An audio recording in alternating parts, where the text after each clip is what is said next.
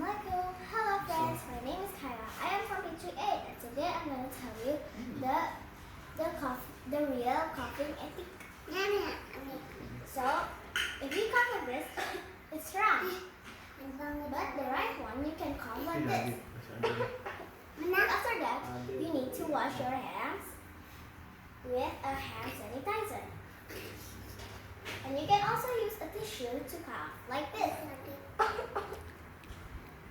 And after that, don't forget to throw it, right? Okay guys, so, and now, you can also use a mask to cough, like this. Like that. So, and don't forget to use hand sanitizer every day. Like, you can use this one and also the other one too.